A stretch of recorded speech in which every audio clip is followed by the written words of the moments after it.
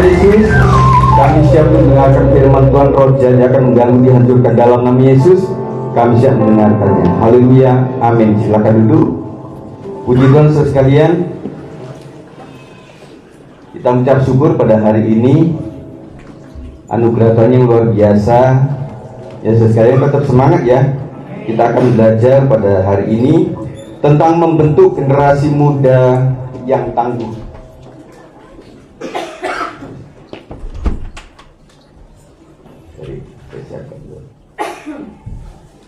Ya, dibantu saja, Mas. Nah, kita percaya sekalian bahwa kepemimpinan dalam gereja di beberapa tempat sedang mengalami krisis kepemimpinan, dan salah satu penyebabnya adalah masalah regenerasi. Dan ini menjadi kepentingan tidak cuma lokal tetapi juga Gereja Betel Indonesia. Nah, oleh sebab itu muncullah saudara sekalian yang namanya istilah emeritus. Nah, emeritus di usia 60 tahun. Nanti saya akan jelaskan saudara sekalian. Ini efeknya terlalu gede. Ya.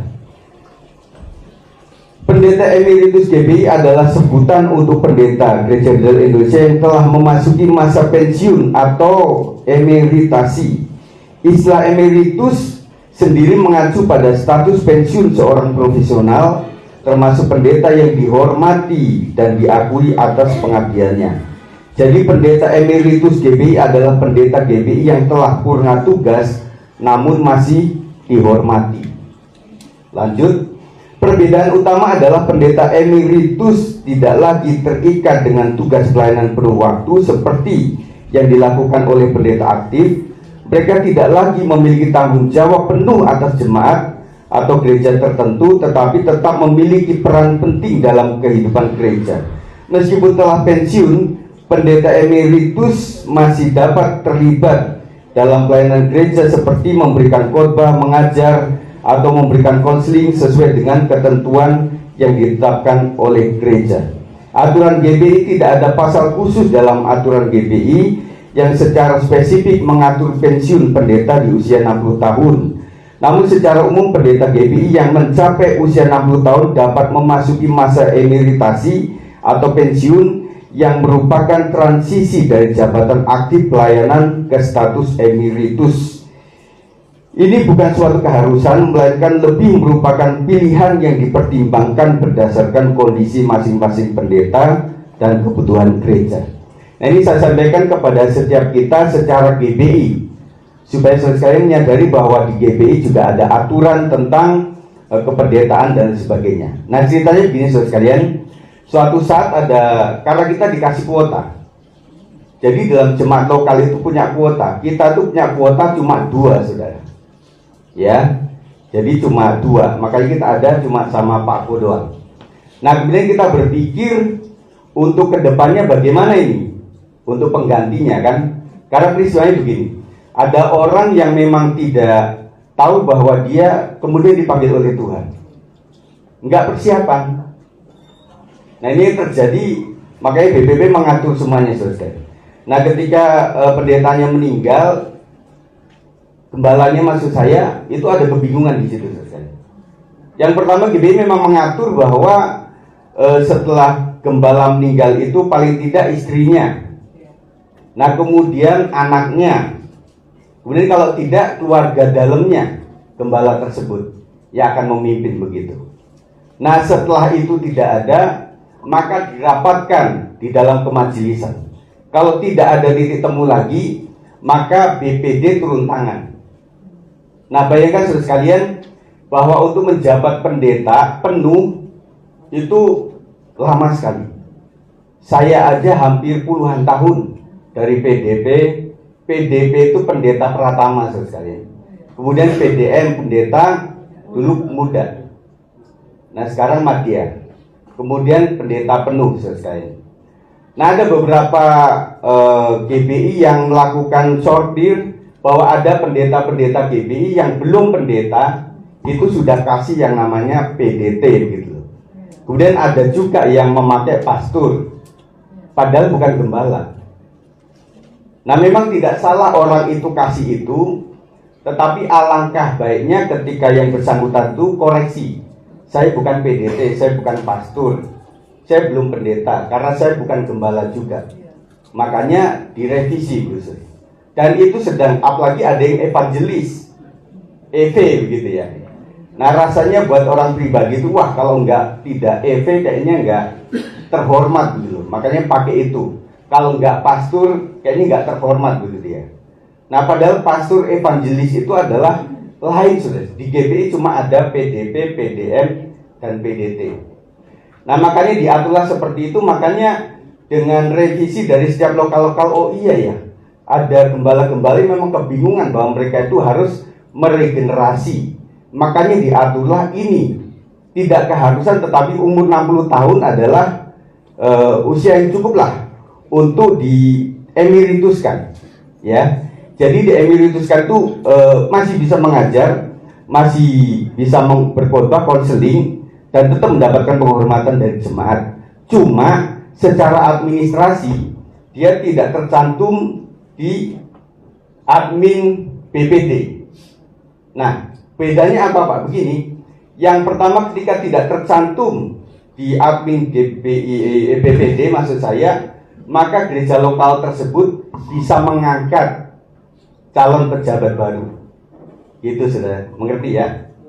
Nah, ini pun juga haruslah regenerasi adalah dari yang paling muda. Ya, jadi saya umur 53 tahun, saya tidak meregenerasi orang yang umurnya 60 tahun. Betul? Ngerti ya? Jadi saya harus mengatur supaya generasi di bawah saya itulah yang nanti bisa menjadi regenerasi untuk keterusan daripada gembala yang sudah sepuh begitu. Nah, inilah menjadi suatu pemikiran buat GPI juga tentang regenerasi, saudara sekalian. Nah, kita akan belajar di sini bagaimana Rasul Paulus memberikan contoh dalam mengelola ini kepada Titus anak rohaninya. Pembacaan kita ada di Titus 1 ayat 1 sampai 4. Kita akan baca bergantian. Titus 1 ayat 1 sampai 4. Dari Paulus hamba Allah dan Rasul Yesus Kristus untuk memelihara iman orang-orang pilihan Allah dan pengetahuan akan kebenaran seperti yang nampak dalam ibadah kita. Silakan.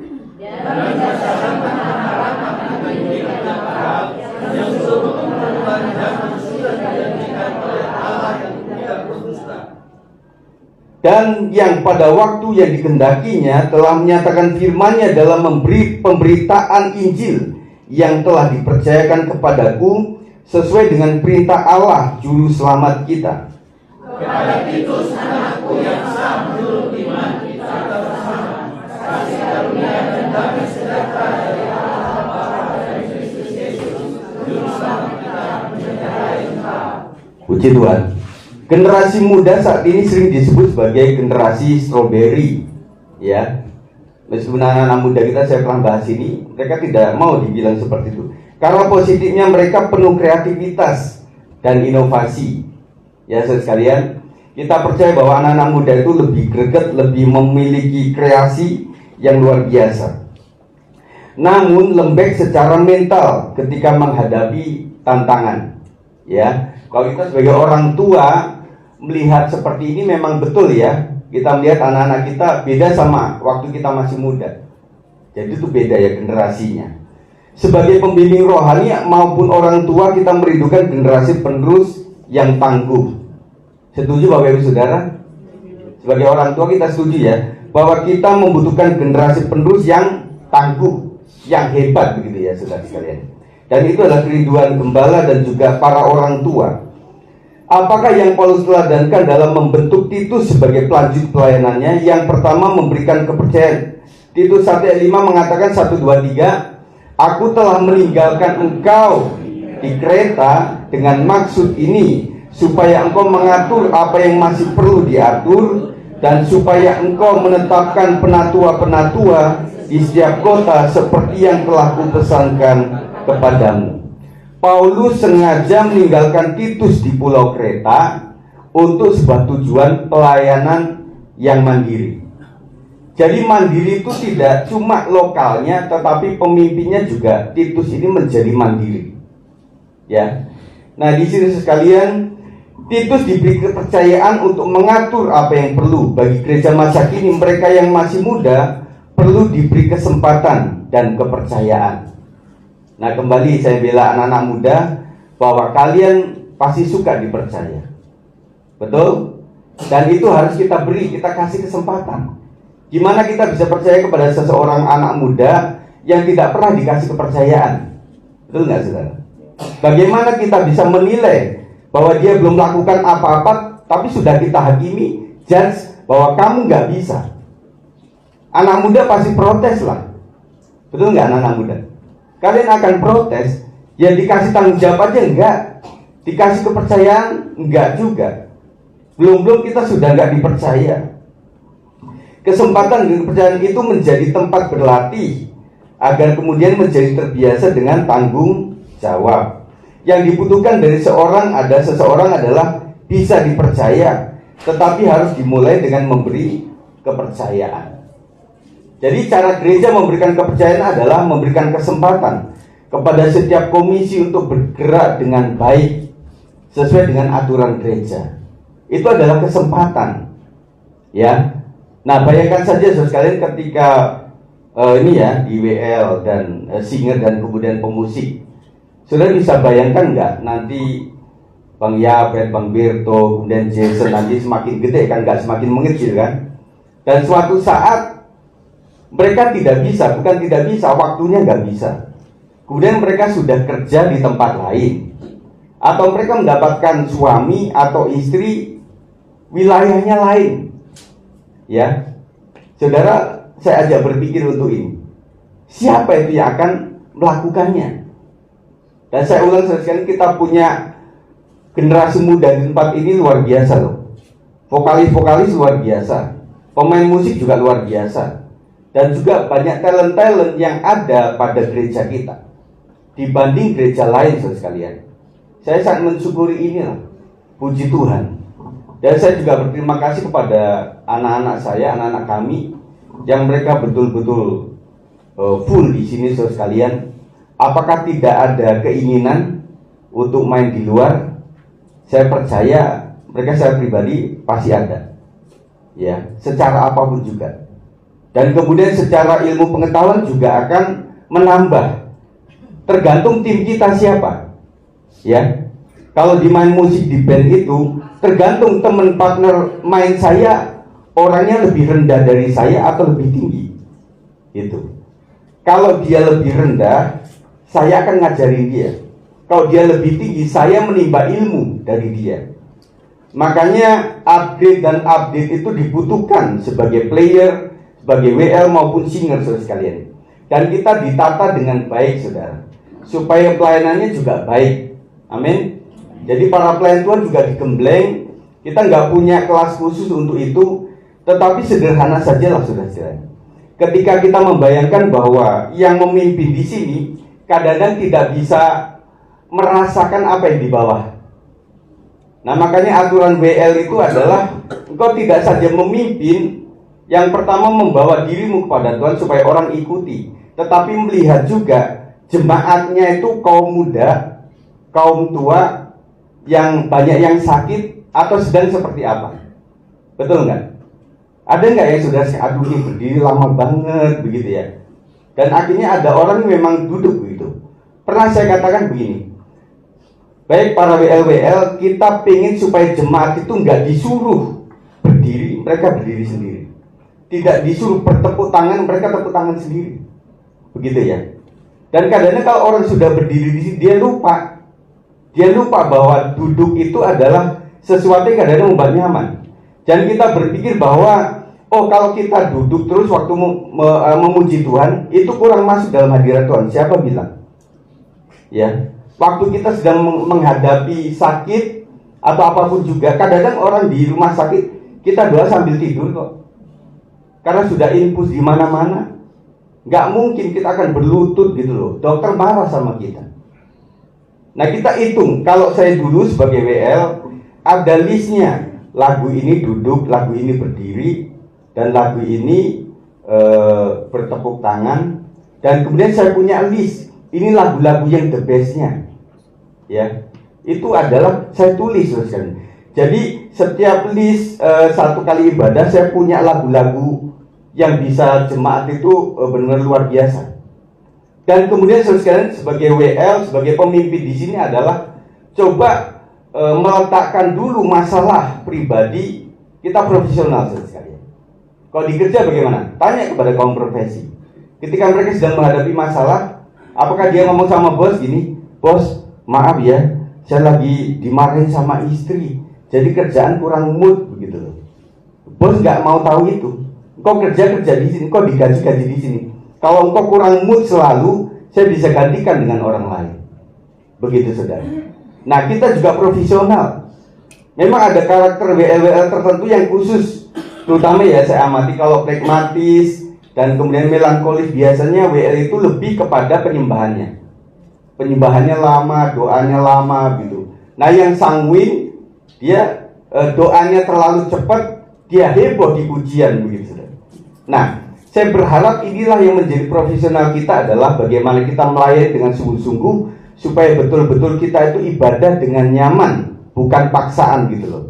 Nah, kalau saya pengen berdiri, biarlah saya berdiri, bukan karena diajak oleh WL-nya untuk berdiri. Kalau saya pun duduk, ya sudah, karena memang kesehatan saya, karena saya memang pengen duduk dulu. Saya percaya bahwa Tuhan tetap hadir kok dalam keadaan apapun juga. Nah, itu juga perlu ditata sekali. Pemain musik juga begitu. Puji Tuhan sekalian, teman-teman kita luar biasa. Terima kasih kepada anakku Yafet yang suka komando, mendirect, sehingga semuanya jadi rapi belakangan ini.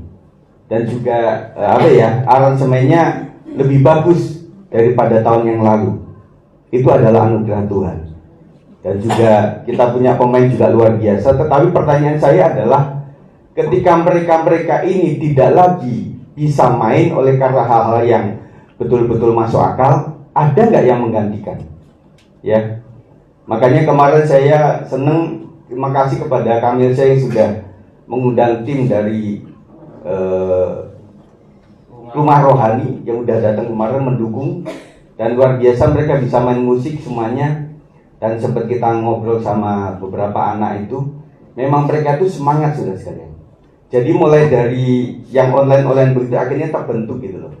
Kita pengen supaya anak-anak muda itu dikasih kesempatan, supaya mereka memiliki ya karakter anak muda seperti inilah untuk diekspresikan gitu dalam pelayanan pekerjaan Tuhan. Kita bersyukur untuk itu semuanya ya saudara sekalian. Jadi mereka harus dikasih kepercayaan.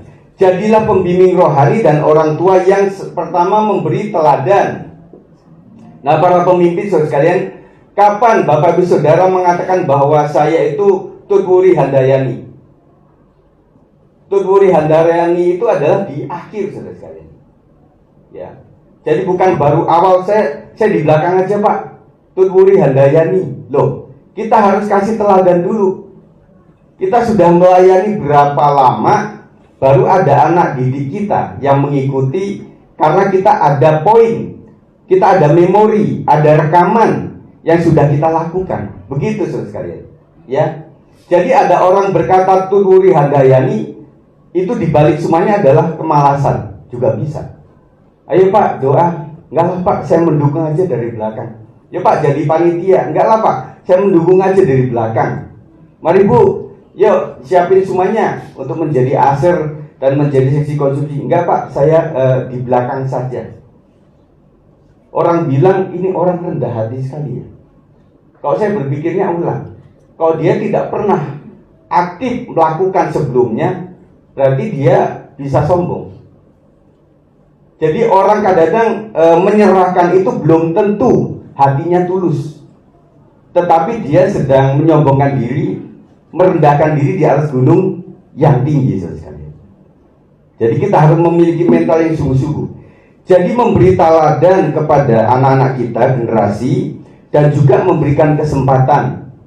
Saya bersyukur di dalam minggu-minggu belakangan ini sudah ada yang bisa mengatur, kadang Bang David, kadang anakku Jason juga ikut ngatur-ngatur seperti itu.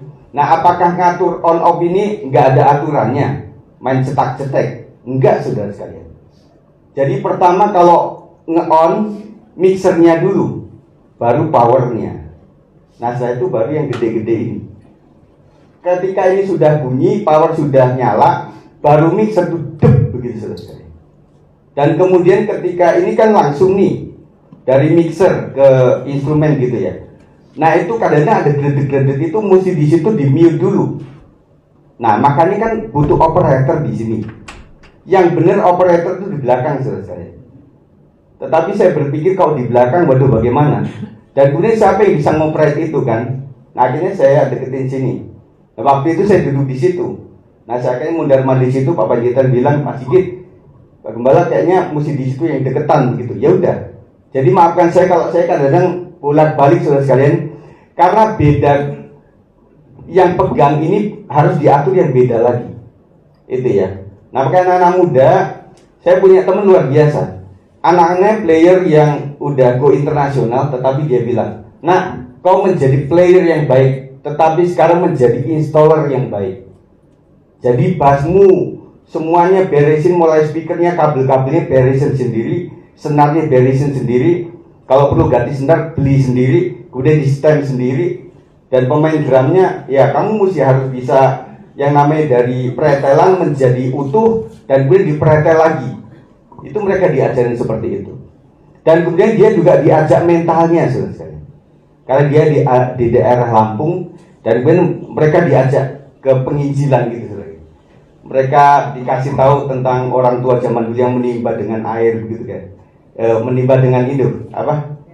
Ember itu ya begitu. Dan ada yang begini juga. Terus kemudian diperkenalkan dengan dapur yang cuma namanya luweng begitu ya. Jadi cuma bata-bata ditumpuk dan kayu bakar. Mereka diajak seperti itu. Dan saya ingat bahwa aturan dari namanya Mas Mika, dia katakan begini, Pak Sigit, Mas Sigit, saya atur anak saya itu sebelum SMA mereka nggak boleh punya handphone. Loh, zaman gini kan. Itu mengganggu nggak Mas? Saya bilang. Pertama-tama mengganggu, tetapi kesini jadi baik begitu. Ada orang yang mengatur handphone itu berapa lama begitu ya. Nah itu diatur juga. Jadi sekian jam maka harus berhenti. Ada juga fasilitas yang bagus, mungkin dari iOS mungkin yang itu bisa dikendalikan oleh orang tua. Berapa jam? Ketawa dia. Berapa jam dia harus main game, kemudian bisa di-unlock di situ. Itu bisa sekalian ya. Dan itu cara pengendaliannya. Kemudian setelah memberi teladan, memberikan kesempatan. Yang ketiga memberi nasihat dan penghargaan. Kita dididik untuk adil, tidak cuma ngomel, tetapi juga kasih dukungan moral. Kita kasih ucapkan terima kasih kepada dia. Ya, terima kasih anak kau sudah nyapu. Tuhan berkati kamu ya dan kesehatan gitu. Jadi nggak cuma ngomel. Di mana sih nyapu ini pojokannya? Orang zaman dulu sekalian cara ngeceknya begini pakai tangan. Nih masih berdebu nih. Sampai pojok-pojokan gitu digini sekalian. Ya, itu orang dulu. Jadi tidak cuma kasih nasihat tetapi penghargaan juga dikasih. Ya, anak-anak juga begitu, tidak cuma menuntut penghargaannya, diberikan tas, diberikan handphone, diberikan sembarang yang dia mau, tetapi dia juga mesti belajar dengan baik. Ya, cara membantu orang tua saya ulang adalah kita harus memiliki IQ yang tinggi. Dan saya bilang bahwa IQ itu bakat Pak, nggak bisa di up atau bagaimana. Tetapi kalau orang rajin, saya pikir Tuhan akan kasih hikmat luar biasa. Saya percaya banyak orang maju pikirannya oleh karena bakat IQ yang tinggi. Tetapi lebih banyak lagi orang yang memang rajin, bisa karena terbiasa. Biasakan itu berulang-ulang saudara sekalian. Bapak ibu saudara sekalian, saudara saling bertanya lah. Orang-orang bapak-bapakmu, ibu-ibumu yang sempat mengendalikan sesuatu, apakah mereka STM? Belum tentu. Apakah mereka sekolah yang tinggi? Belum tentu. Tetapi lebih kebanyakan adalah pengalaman. Ya, setuju? Dan ibu-ibu luar biasa loh. Tidak ada yang sekolah koki ibu-ibu kita. Dan mereka tuh bisa masak luar biasa, bagus-bagus. Makanya kemarin punya ide begini, bagaimana ya kalau Natal itu dengan cara seperti itu. Artinya wilayah punya orang-orang yang bisa masak tertentu, kita upload itu, kita unggah itu. Kemudian wilayah yang lain juga punya kelebihan itu, kita unggah saudara sekalian. Kita sedang bicarakan itu. Dan kemudian yang pertama adalah kita menghargai bakat seseorang, bahwa saya juga berfungsi dong dalam pekerjaan Tuhan. Oh iya, karena es campur ibu itu luar biasa enak sekali. Kemudian sopnya juga enak. Kemudian ada di sana itu, wah, babinya juga enak. Di sana itu apa? Uratnya bagus gitu ya, enak begitu ya. Nah, cuma saya usulkan supaya yang berat sama yang ringan itu diadilkan gitu loh. Jadi wilayah tertentu ada yang berat, ada yang ringannya. Nggak cuma ini, yang lain tuh babi, kemudian yang berat-berat, kemudian saya cuma kerupuk saja ya wilayah. Itu nggak adil lah ya. Jadi kita akan bagi nanti ibu-ibu yang tugas itu ya. Jadi terima kasih ibu sekalian karena Anda komisi WB itu ada di mana-mana. Misalnya kebutuhan anak-anak nih, larinya ke siapa? Ibunya. Kebutuhan bapak-bapak nih, larinya kemana? Ibunya juga. Kebutuhan ibu-ibu, apalagi bapaknya diem aja, kan begitu sekali. Jadi mari kita akan sepakati bahwa Natal ini kita coba dengan itu sekali. Dan mungkin orang akan curiga, Pak, nanti riwah gak? Naik turunnya bagaimana Pak? Ada beberapa orang yang beralasan saya nggak bisa naik dan sebagainya sekalian. Dan kemudian saya aturnya begini, nanti anak-anak muda yang bisa itu makannya misalnya di atas, dan yang sudah sepuh makannya di bawah, kan bisa gitu. Diaturnya seperti itu, ya. Kita nanti akan coba sekali. Yang kedua, mendorong untuk mengajarkan ketertiban, karena sudah banyak orang hidup tidak tertib, terutama di antara mereka yang berpegang pada hukum sunat. Dengan omongan yang sia-sia mereka menyesatkan pikiran. Orang-orang semacam itu harus ditutup mulutnya, karena mereka mengacau banyak keluarga dengan mengajarkan yang tidak-tidak untuk mendapat untung yang memalukan. Titus menghadapi tantangan pelayanan yang beragam. Salah satunya adalah adanya orang-orang yang tidak tertib, terutama dalam soal omongan mereka, dosa lidah. Jadi saudara sekalian, waktu Paulus berpikir untuk menjadikan Titus seorang pemimpin, maka dia juga tahu bahwa masalah pemimpin orang yang baru adalah masalahnya ini. Dia akan memimpin jemaat yang sifatnya seperti ini, yang modelnya kayak begini. Jadi dia atur semuanya. Jadi seorang pemimpin tidak cuma skill, tetapi karakter. Sekarang banyak sekolah yang mengunggah karakter, ya. Jadi mereka membutuhkan karakter maupun skill.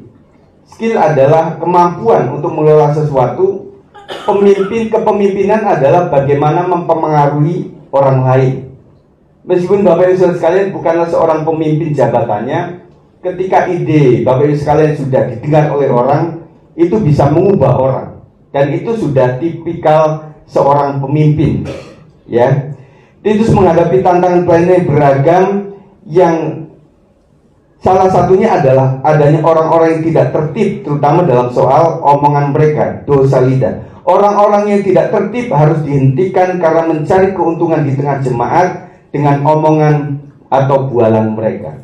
Saya berharap para pelayan Tuhan adalah menjadi teladan yang baik dalam perkataan dan perbuatan. Nah, sependeritaan apapun kita sebagai pemimpin, hendaklah dihindari betul bagaimana kita curhat berlebihan kepada orang lain, apalagi jemaat. Ya, betul-betul kita itu dilihat. Perhatikan sekalian, untuk menjadikan seorang pemimpin, belum pemimpin lah, pelayan saja. Saya putar otak itu, untuk bagaimana seorang pelayan itu menjadi berkat bagi jemaat. Bayangkan ketika seorang, misalnya WL atau pemain musik, kemudian terjadilah bahwa dia itu melakukan sesuatu yang tidak baik, maka apapun yang dihimbau sama dia, apapun yang dia bawakan dalam renungan, itu mental saudara sekalian, tidak akan dipercaya. Tidak akan dipercaya. Dan saya banyak melihat para pejabat malah lebih pejabat daripada yang bukan pejabat. Banyak orang menjabat dan bandingkan dengan jemaat, kadang jemaat lebih kepada pejabat. Betul nggak saudara? Kita banyak menerima kesaksian seperti itu. Makanya GBI tempo hari telah memberikan pemutihan kepada para pejabat-pejabat supaya pendataannya, database-nya itu real. Karena suatu saat ada seorang yang dikatakan tidak pernah ikut MD, nggak pernah ikut persekutuan, nggak taunya dia orangnya sudah meninggal, nggak tahu database-nya. Makanya sekarang ditertibkan, saudara sekalian. Dan kemudian mengenai jabatan di luar kependetaan juga diharapkan tidak dicantumkan, misalnya doktor, STH atau apa. Nah makanya kemarin saya waktu upload tentang Pak Pangeran itu, dia seorang dokter, saudara kan. Saya nggak cantumkan doktornya, kan secara GBI seperti itu. Kadang-kadang saya juga nggak cantumkan STH saya, karena memang yang diakui secara pelayanan itu adalah PDP, PDM atau PDT-nya, bukan doktornya. Itu ya. Jadi kalau orang bilang ini orang kok minim, nggak ada jabatan, maksudnya nggak ada titel gitu ya, belum tentu, saudara. Karena memang diaturnya seperti itu, ya. Paulus meminta agar Titus mewaspadai mereka dan tentu melatih diri dalam tertib hidup yang tidak merugikan orang lain. Tetapi aku berkata kepadamu, setiap kata sia-sia yang diucapkan orang harus ditanggungjawabkannya pada hari penghakiman. Karena menurut ucapanmu engkau akan dibenarkan, menurut ucapanmu pula engkau akan dihukum. Tergantung mulut kita. Mulutmu adalah harimaumu. Kita betul-betul harus berhati-hati dengan mulut kita, saudara sekalian. Apakah yang ketiga yang diteladankan? Memikirkan kesehatan iman jemaat. Titus 1:13-14 mengatakan kesaksian itu benar. Karena itu tegurlah mereka dengan tegas supaya mereka menjadi sehat dalam iman dan tidak lagi mengindahkan dongeng-dongeng Yahudi dan hukum-hukum manusia yang berpaling daripada kebenaran. Perkataan itu betul, AMD, mudah dibaca. Jadi katakanlah kepada orang-orang ini bahwa mereka perlu berubah. Teguran yang tegas akan membantu mereka mengikuti ajaran benar dengan baik lagi. Dengan demikian mereka akan berhenti memperhatikan cerita-cerita dongeng orang Yahudi, dan mereka akan berhenti mengikuti aturan-aturan buatan orang-orang yang telah berpaling dari kebenaran. Saudara sekalian, banyak cerita, banyak dongeng yang ada di dunia ini, tetapi kita hanya percaya pada firman Tuhan yang mengatakan kebenaran. Kesehatan iman tidak terjadi otomatis, namun perlu diusahakan dengan menjaga atau merawatnya. Ada tindakan sengaja. Nah, saya tanya ulang, saudara. Yang namanya doa kita senang atau enggak, saudara? Awalnya enggak suka lah semua orang itu. Kalau misalnya nama Sigit, hobinya apa? Belum tentu, saudara. Hobinya jalan-jalan, hobinya makan bakso, hobinya apa gitu ya. Nah, jarang anak yang melakukan seperti Bu Linda katakan itu. Bu Linda pun waktu kecil juga nggak nulis seperti itu ya. Jadi hobinya apa adalah yang lain-lain, saudara sekalian. Sampai orang menjadi dewasa bahwa kebutuhan doa itu luar biasa, orang harus membiasakan itu. Dan kemudian mesti menguji sampai terbukti bahwa dengan doa itu luar biasa yang terjadi. Puji Tuhan sekalian, kita punya pergumulan yang luar biasa hari-hari ini. Dan makanya saya himbau kepada WL juga ingat bahwa jemaat kita juga bergumul dengan sakit penyakit yang semuanya tidak semuanya bisa berdiri lama gitu, sekalian. Ya kita waktu dulu sekalian kita doa itu pakai tiker. Ya. Nah, saya pun usia begini tiker itu menyiksa buat saya. Jadi kadang begini, kadang selonjor, kadang nekuk, kadang ngilang begini, ngilang ke sana. Makanya akhirnya ya udah kita pakai bangku saja. Kecuali anak-anak muda harus kuat. Ya, anak-anak muda harus kuat. Nah, jadi itulah yang terjadi. Kesehatan iman tidak terjadi otomatis, namun perlu diusahakan dengan menjaga atau merawatnya. Enggak cuma menjaga tetapi merawatnya. Nah, saudara, kalau saudara punya tumbuhan dan kemudian cuma menjaga, cuma bengong, duduk sambil ngopi begitu ya. Nah, saya pikir memang ayam nggak datang, nggak matok atau burung nggak datang gitu ya. Tetapi lama-lama tumbuhan itu akan menjadi tidak sehat. Jadi orang mesti bikin, dipangkasin lah daun-daun ranting yang tidak berguna, kemudian disemprot lah sama disinfektan, kemudian diambilin rumput-rumputnya, dilihat, ya, seperti mempruning pohon anggur. Itu cara orang merawatnya. Dan kita juga begitu. Kita mau merawat orang tua misalnya, emangnya sekali rawat kemudian ya udahlah kita biarin seminggu, kan saya udah mandiin pada hari Senin, sampai Senin lagi baru dimandiin. Gak begitu. Kita akan rawat terus. Ibu-ibu yang merawat rambut kira-kira bagaimana? Nyisirnya berapa kali sehari? Ibu berapa kali ibu? Nyisir 3 kali, ya. Nah, rambut yang lurus sama yang keriting agak beda kan? Dan kemudian cara merawat wajah juga beda-beda sekali. Nah, kita harus merawat. Kenapa orang glowing? Ada juga yang memang lihatnya nggak enak begitu ya, nggak enak dipandang begitu ya. Nah, tergantung perawatannya. Nah, makanya ada di medsos itu yang membandingkan gitu loh. Ini artis di masa tidak punya duit, ini artis di masa punya duit, betul ya? Beda. Karena apa? Dengan duit orang cantik. Saya bilang anak-anak putri, kalian juga bisa cantik karena duit. Makanya cari jodoh yang kaya, yang punya duit, ya, yang bisa hidup mandiri ya sekalian. Salah satu tantangan yang membuat kesehatan iman terganggu adalah karena lebih mendengar ajaran yang tidak sehat, berlandaskan dongeng, bukan kebenaran. Nah, di Indonesia ini yang GB juga soroti adalah tentang penipuan secara online. Salah satunya judol. Dan kemudian banyak sekali, jadi situs itu dihentikan, kemudian muncul lagi dengan bentuk yang lain. Dan itu kata Pak Menteri itu ribuan, bahkan jutaan situs, saudara. Bagaimana mau memencet satu-satu itu? Dan akhirnya terjadilah gara-gara judol atau penipuan online itu akhirnya muncul di masalah keluarga.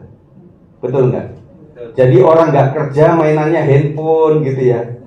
Nah, saya ingatkan saudara sekalian, untuk pertama kali kadang-kadang orang ini kata ininya sendiri, kata pemilik daripada permainan itu, sebenarnya orang yang pertama itu dikasih jatah untuk menang. Ya. Jadi kalau zaman dulu kan koprok tuh, main kartu gitu ya. Nah, ini online. Jadi kata mereka pokoknya dibuatlah 10 atau berapa orang, mereka pasti kalau udah pasang harus menang. Nah, waktu orang kalah itu 2. Kalau orang kalah, yang pertama ya udah kapok lah gitu ya. Tetapi yang kedua, wah kalah. Ini saya masih penasaran nih, pengen pasang lagi gitu ya. Nah itu, yang menang bagaimana? Tuman kata orang Jawa. Ih menang loh, dikasih 5.000, dapatnya 10.000. Saya tambahin lagi 50.000, dapatnya 100.000. Dikasih lagi 400.000, dapatnya 1 juta. Akhirnya orang berpikir, ya udah saya kasih 5 juta. Nah pas itulah saudara tekor. Betul ya? Siapa yang pernah ngalamin itu? Kita bertobat sama-sama saudara. Ya. Nah, tidak ada orang yang tidak berhutang di sini. Apalagi sudah ada kredit card, kemudian ada sekarang yang model akun-akun bank itu sudah pakai yang namanya digital semuanya. Itu mudah sekali. Dan apa-apa ada promonya kan. Nah, jadi Pak, ini Pak, kalau Anda udah masuk memiliki akun, nanti ada promo untuk makan di sini, nanti ada cashbacknya gitu ya. Sampai kepada online yang namanya urusan penginapan pun ada promonya seperti itu. Lumayan ada cashbacknya. Nah ini lebih nalar saudara sekalian. Ya, pokoknya gini deh. Kesimpulannya apapun yang didapat dengan cepat secara tidak logis itu perlu dipertanyakan. Ya, misalnya gini loh, Pak Sinaga sudah membangun pekerjaan itu sampai puluhan tahun. Nah sepertinya dapatnya segini. Kemudian ada orang, Pak, investasi aja, nanti sehari bisa beli rumah loh Pak. Nah ini kita juga mikir.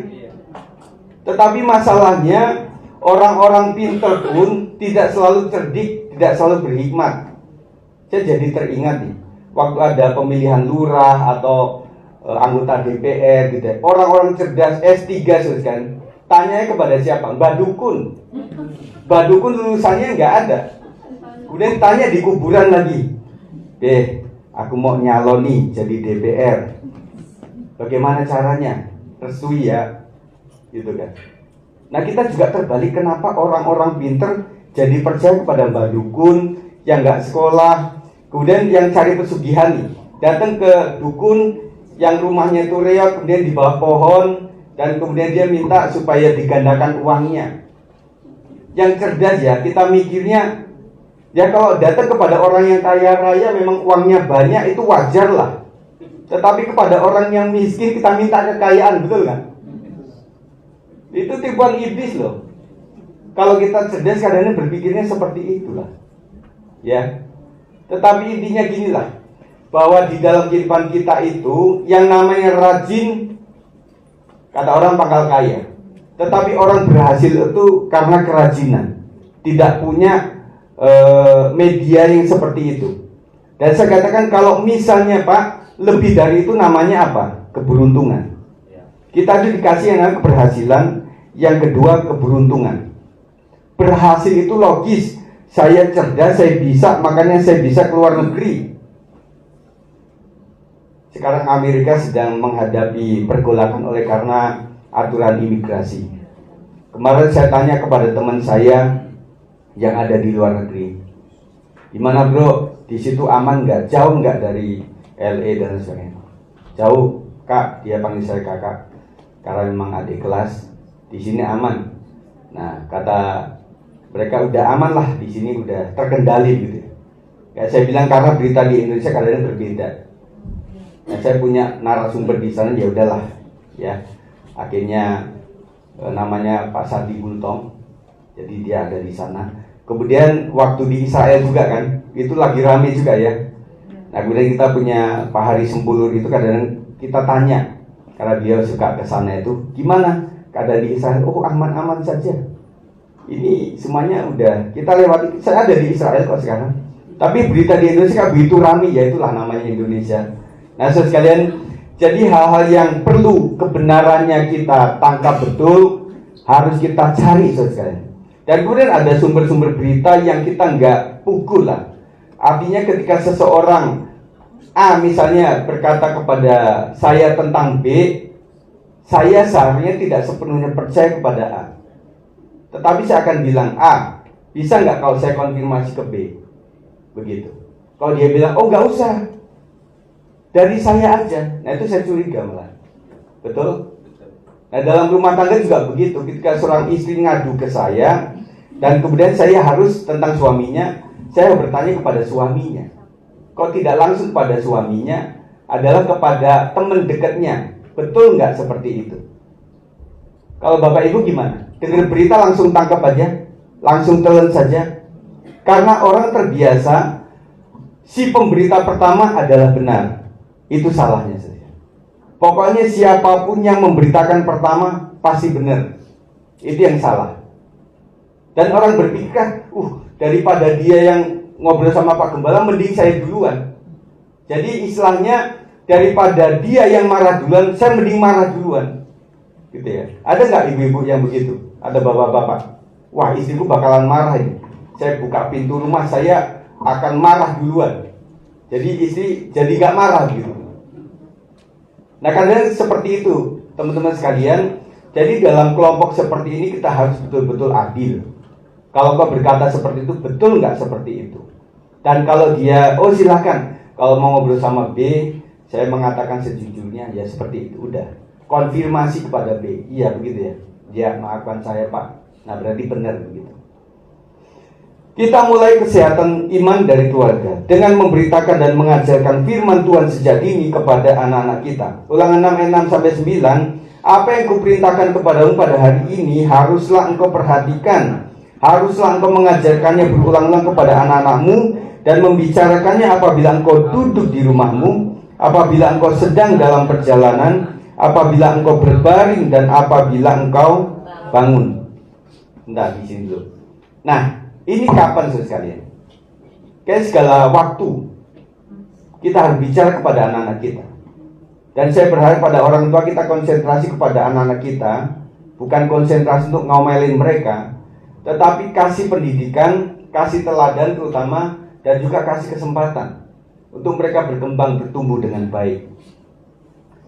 Dan terima kasih juga untuk teman-teman pemain musik. Saya sudah lepas lama mereka itu dalam berlatih apapun juga. Silahkan saja di aransemen seperti apa. Dan nyatanya memang lebih bagus. Jadi anak-anak muda lebih fresh, lebih kreatif, inovatif. Amin. Tepuk tangan buat anak muda kita.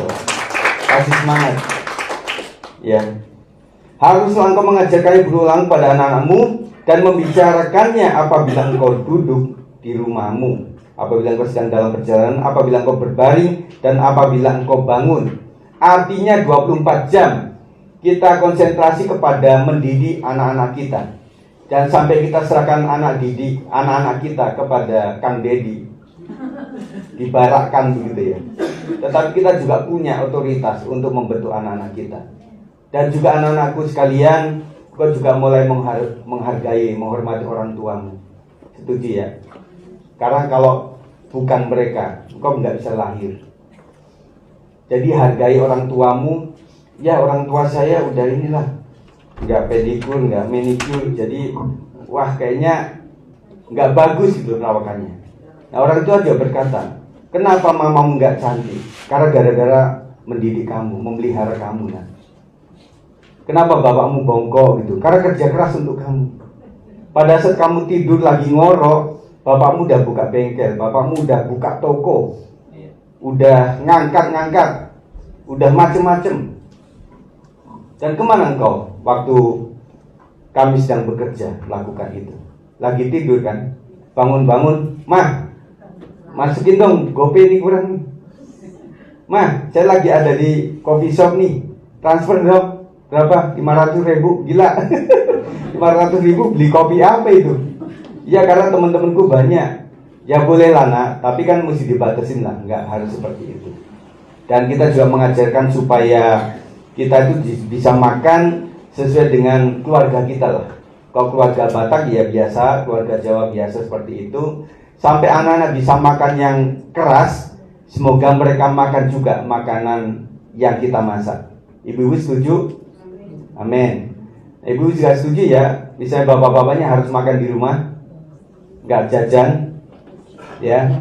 Kalau ibu-ibu ketahuan bahwa bapaknya itu nggak mau makan gara-gara makan bakso di luar, nggak makan gara-gara makan sate di mana, ibu-ibu akan marah. Ya udah kalau begitu nanti nggak akan masak lagi ya. Jangan ngomong-ngomong, jangan tanya-tanya masakan di mana. Kau cari aja di warung. Duitnya mana mah? Lah, minta duit lagi.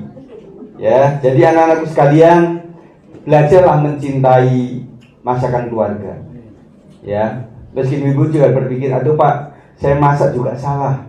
Karena apa? Misalnya masak untuk 2 orang atau 3 orang, apalagi ada orang-orang yang tidak minat dengan masakan yang sudah dingin, ya, nggak mau diangetin begitu ya. Jadi ibu-ibu juga pusing mikirin itu. Makanya bapak sekalian, kita harus tahu bahwa itulah kepusingan ibu-ibu kita. Ya, mereka masak susah sekali untuk itu.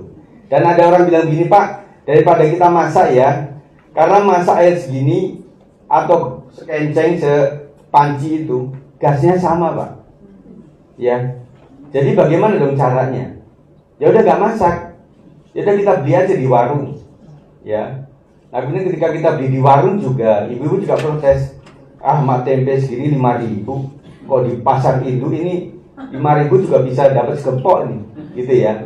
Nah, makanya sekali-kali ke pasar induk supaya ibu sekalian bisa memanage itu, bahwa sebenarnya di pasar induk itu lebih ekonomis lah. Haruslah juga engkau mengikatnya sebagai tanda pada tanganmu, dan haruslah itu menjadi lambang di dahimu, dan haruslah engkau menuliskannya pada tiang pintu rumahmu dan pada pintu gerbangmu. Maksudnya ini adalah wilayah di mana orang keluar dan masuk. Ketika anak keluar itu ingat pesan, waktu masuk pun dia ingat pesan tentang firman Tuhan. Amin. Jadi begitu. Jadi untuk mempersiapkan generasi berikutnya, kita harus melakukan yang pertama, memberikan kepercayaan dan mendidiknya Saya ingatkan bahwa mendidik anak itu sama dengan mendidik didikan seorang guru kepada anak muridnya, yaitu ada teguran tetapi juga ada apresiasi. Teguran artinya kamu gak ngerjain PR PS dan kamu harus ikuti itu dengan baik, kalau tidak nilaimu akan jelek. Kemarin ada seorang ibu yang mengatakan, pengajar begini, Kang Dedi, ya enak aja Bapak ngomong bahwa sekolah itu mesti jam 6.30. Kita juga punya anak-anak, punya keluarga, begitu ya. Jadi Kang Dedi sedang viral. Dan juga satu gubernur lagi, Ibu Sherly dari Maluku Utara. Sampai mereka kayak dijodoh-jodohin gitu. Gara-gara satunya udah satunya sudah janda. Nama medsos sudah sekalian. Dan kadang di medsos itu yang namanya tampilan awal itu kadang menipu, saudara. Kadang saya agak marah juga. Ini tampilannya apa, yang terjadi apa? Nah, karena orang ini yang lagi viral, jadi apa-apa ditampilkan dia gitu. Jadi memberikan kepercayaan dan mendidiknya, menegur dan mengapresiasi. Jadi saya percaya bahwa anak-anak muda juga setuju bahwa kalian tidak cuma menjadi orang-orang yang diomelin, tetapi juga dihargai. Jadi penghargaan kita adalah dari titik saat dia memulainya. Misalnya anak ini rajinnya adalah 60%, ketika dia sudah 70% kita apresiasi. Terima kasih anak, kamu sudah cuci piring 5. Kenapa? Kemarin 4, begitu. Jangan ketika anak itu mulai dari 70, kita harus KKM-nya 100. Kita akan kecewa sama anak ini. Dan jangan suka membandingkan yang lain. Paling gak suka, ojo bandingkan. Jadi kita bilang, nak kamu di mana sih? Nilaimu 70. Itu loh teman kamu tuh 100. Nah anak menjadi, aduh, mama nggak tahu, saya kerja keras untuk mendapatkan nilai 70 itu susah. Kalau temenku itu kan memang udah pandai pinter gitu loh. Jadi orang yang pinter itu nggak belajar pun udah nempel.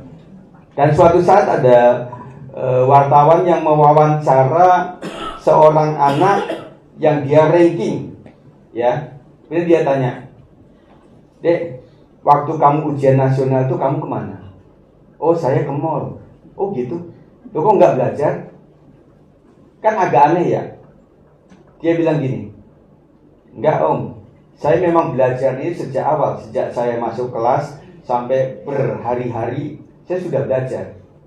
Dan ketika sudah diajarin oleh guru, itu saya akan buka. Makanya di medsos juga ada perbandingan kan, antara anak-anak pendidikan di Jepang, di Korea, di China dibandingkan dengan Indonesia. Bedanya apa? Kalau di China, di Korea atau apa itu, anak sambil mengarah ke kereta itu mereka baca buku. Ya. Dan saya lihat ada beberapa orang di musim ujian, waktu mereka naik Grab, mereka baca buku di situ. Tapi kalau anak Indonesia, itu karena medsos ya, mereka udah begini, udah tiktokan begitu. Itu selapangan tiktokan semua. Ya, itu menyinggung Indonesia sekalian ya. Nah, kita berharap adalah menjadi anak yang cerdas. Kemudian juga jadi persoalan ketika ada selentingan bahwa AI itu akan dimasukkan dalam kurikulum sekolah. Ya, AI itu bisa buat apapun sekalian. Ya, udah pakai ya Bu ya. Nah, itu bagaimana nah, kemudian ada juga Suno, ya. Kenal nggak Bang Suno? Aplikasi itu ya. Nah lama-lama saya sama istri itu bisa meraba. Oh Suno itu, oh hasilnya kayak gini. Vokalisnya kayak vokalis India. Apapun lagunya vokalisnya itu gitu loh. Itu enggak, saya selidiki gitu. Nah lama-lama, nah seperti saya ceritakan itu ketika temen kasih lagu itu, ini dari AI ya. Nggak tahu ya mas. Tapi kayaknya iya. Oh iya benar. Waktu saya lihat-lihat. Dan kemudian ada tampilan di YouTube itu lagunya juga dari AI gitu. Jadi dari AI. Jadi model pilihnya, model intronya kok sama, mirip-mirip begitu loh. Itu juga kita berpikir keras. AI itu seperti pedang bermata dua. Jadi bisa membantu. Saya juga pakai AI sudah. Bukan saya kritik itu nggak pakai. Saya banyak pakai untuk membantu kita sekalian. Sampai termasuk waktu saya pengumuman, waktu saya ada di GB Cimanggis itu, yang saya pakai orangnya lain tapi suaranya itu suara saya. Itu menggunakan fasilitas AI, saudara. Karena menurut saya nggak, kurang pede gitu kalau ngomong begitu. Dan saya tahu jadinya Bang Rusel itu susahnya untuk membuat video seperti itu ya. Enggak, waktu awal kan begitu, kasih sekali di sini kan berulang-ulang ya. Salah lagi ya. Nah akhirnya, karena pengumuman kita mirip-mirip, akhirnya ya Bang Rusel ya udah copy paste saja lah. Yang kemarin orangnya sama gitu ya. Nah sangat membantu sekali, tetapi juga berpikirnya bagaimana ini untuk menjadikan kita cerdas secara original. Nah AI itu adalah kumpulan daripada kamus-kamus seluruh Indonesia dikumpulkan di situ, tinggal loading saja. Nah itu ya. Mengajarkannya untuk berani mengajarkan yang benar dan berani memberi nasihat. Saya bilang begini, misalnya kakak kepada adik, "Dek, jangan begitu dong cara belajarnya." Nah, pertanyaannya, kakak kenapa dapat dan bisa inisiatif untuk menasihati seperti itu? Dapatnya dari mana? Harus dari orang tua yang mengajari kakaknya sebagai anak nomor 1. Dan saya lihat bahwa anak-anak nomor 1 itu lebih tough, lebih kuat dibanding yang lain. Tidak semuanya, ya. Dan kemudian tergantung juga anak itu nomor berapa, sebenarnya perempuan atau laki, itu tergantung juga. Kalau yang keduanya laki-laki, rata-rata karena didikan orang tua, dia lebih tough daripada kakaknya yang perempuan. Dan kadang kakak yang perempuan, "Dek, tolong ya, kakakmu ini mau ke kantor pos. Kenapa ngajak gue?" Gitu kan. "Iya, supaya saya rasa aman." Gitu. Jadi diajak akhirnya apa-apa adiknya. Bisa begitu. Tergantung semuanya. Jadi anak bisa mengajarkan yang benar kepada teman-temannya ataupun kepada adiknya atau saudaranya ketika dia memiliki asupan nasihat yang bagus, yang baik. Amin. Mengajarkannya untuk respek dan peka terhadap kesehatan rohani orang lain sebelum memimpin. Nah, saya percaya bahwa setiap kita nanti, nggak tahu apakah kalian nanti menjadi pemimpin, kalian maksudnya anak-anak muda menjadi pemimpin yang luar biasa. Saya tidak tahu apakah kalian nanti akan menjadi pengusaha yang sukses, menjadi guru besar yang luar biasa, ataukah menjadi orang yang kerjanya lalu di luar negeri, atau mungkin punya perusahaan atau punya usaha yang luar biasa, saya nggak tahu. Atau menjadi seorang guru yang luar biasa, menjadi seorang dosen, atau bahkan menjadi seorang gembala atau pemimpin, saya nggak tahu. Kita hanya meminta hikmat daripada Tuhan dan memberkati kalian semuanya supaya menjadi orang-orang yang berhasil. Sekali lagi saya katakan bahwa keberhasilan hidup bukan saja menjabat sesuatu, tetapi intinya adalah bisa bertahan hidup. Itu yang luar biasa. Dan nanti kita akan lihat sekali bahwa kenapa Tuhan itu kadang-kadang pruning kita, banyak hal yang lepas dari kita, membuat kita juga mengatakan bahwa Tuhan itu nggak baik, Tuhan tidak mengasihi saya. Tetapi Tuhan di ujungnya berkata bahwa itulah aku didik, izinkan segala sesuatu untuk menjadikan kamu kuat dan tegar menghadapi apapun juga. Kita akan melihat satu video ilustrasi ini. Mari Bang Tom.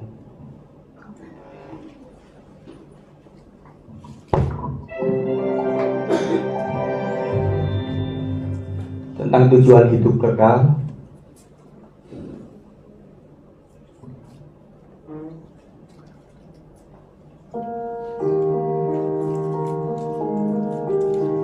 Suatu saat anak ini mendapatkan peta dari Tuhan.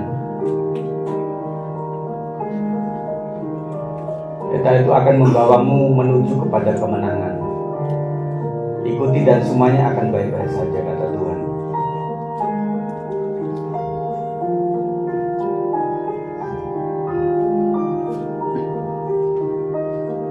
Baiklah apapun itu.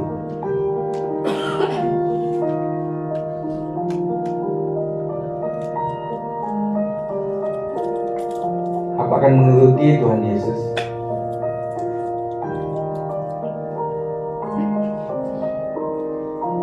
Jalan yang menyimpang, dia melihat di depan itu. Antara jalan yang mudah dan juga jalan yang bergelombang. Jalan yang mana yang harus kupilih?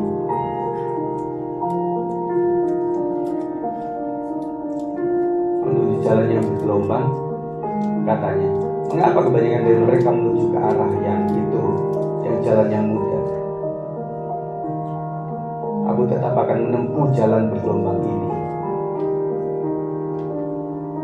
Apakah kau akan pergi kemana banyak orang pergi, atau tetap mengikuti kemana Tuhan Yesus ingin kau pergi?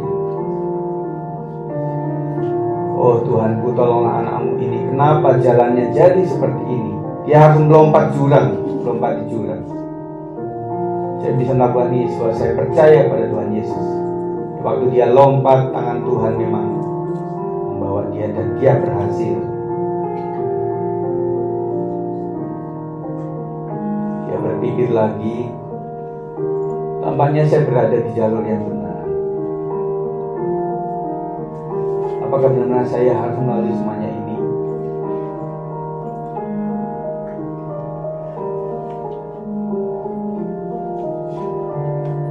Akhirnya terkena angin, saudara sekalian, dan kemudian dia katakan ini menakutkan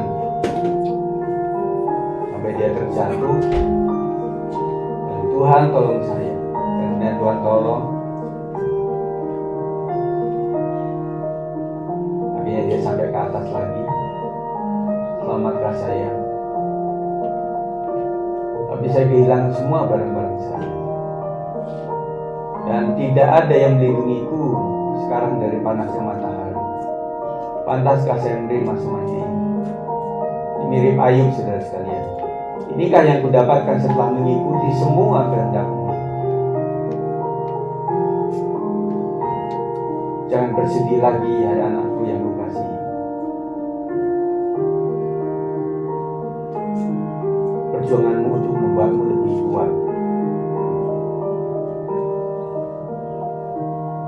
Mereka mengasahmu untuk menjadi versi terbaik dari dirimu sendiri. Jangan takut, aku di sini untuk melindungimu. Aku tidak akan mengecewakanmu, hai anakku yang kukasihi. Tetapi syukur kepada Allah yang telah memberikan kepada kita kemenangan oleh Yesus Kristus, Tuhan kita.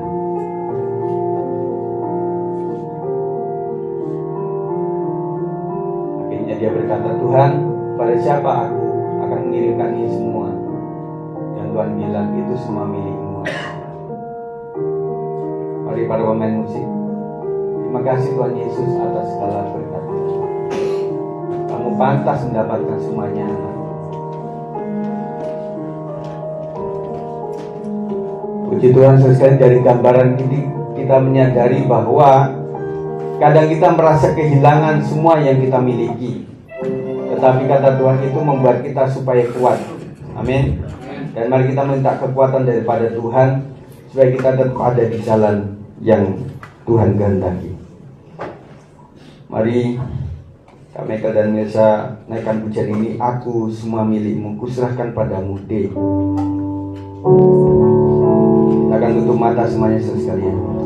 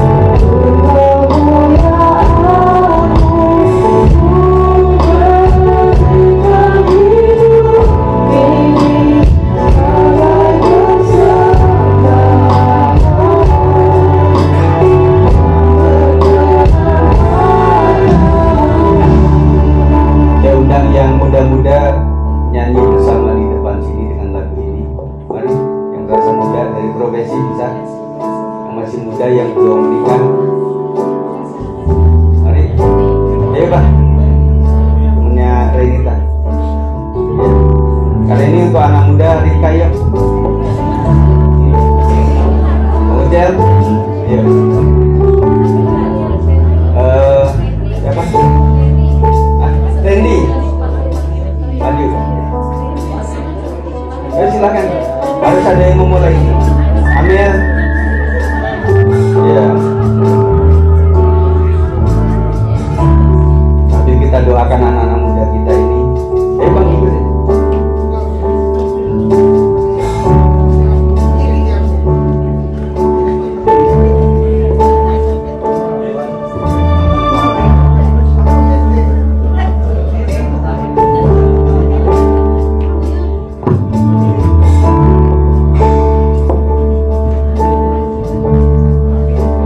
Bapak Ibu sekalian, ini anak-anak muda kita harus doakan mereka supaya mereka menjadi orang-orang yang berguna bagi keluarga, bagi bangsa dan negara, dan juga bagi gereja Tuhan. Amin.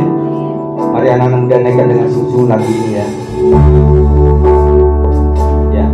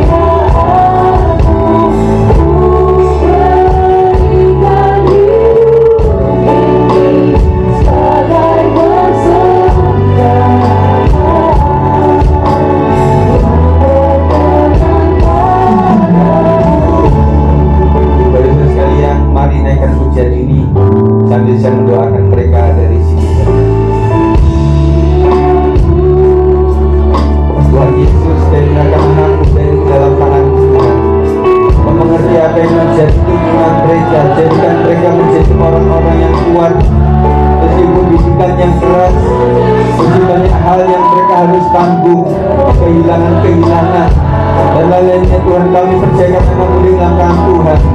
Jodoh mereka, kesehatan mereka, dan juga jadi apa mereka di masa depan kami serahkan dalam tangan Tuhan. Dan Tuhan berikan jodoh yang terbaik, berikan masa depan yang diberkati oleh Tuhan, menjadi seorang didik yang membanggakan nama Tuhan, menjadi berkat bagi teman-temannya. Jadikan mereka menjadi seorang muda yang tetap bisa melayani Tuhan dengan sungguh-sungguh. Dan kami serahkan rencana mereka dalam tangan Tuhan, dan ajarkan mereka untuk rajin untuk melakukannya demi kepentingan kerajaan surga. Terima kasih Tuhan, serahkan anak muda kami dalam tangan Tuhan. Kami sangat bersyukur Tuhan bahwa anak-anak muda ini cinta kepada Tuhan, mengasihi Tuhan. Buktinya hari ini mereka ada di rumah Tuhan. Itu adalah bukti bahwa mereka sangat peka terhadap kebutuhan rohani mereka. Terima kasih Tuhan, serahkan anak muda dalam tangan Tuhan. Berkatan kita hari ini sampai masa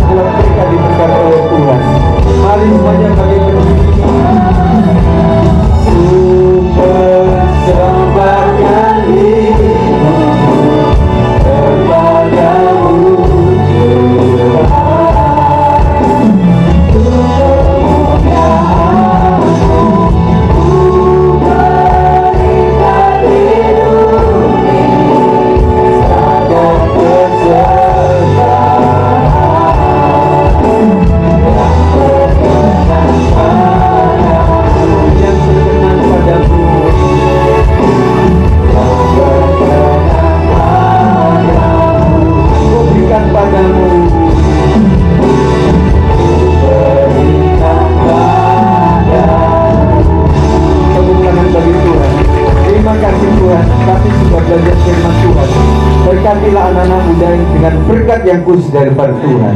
Demi nama Yesus kami bersyukur. Yang percaya katakan amin. Terima kasih anak muda, silakan duduk. Thank you ya.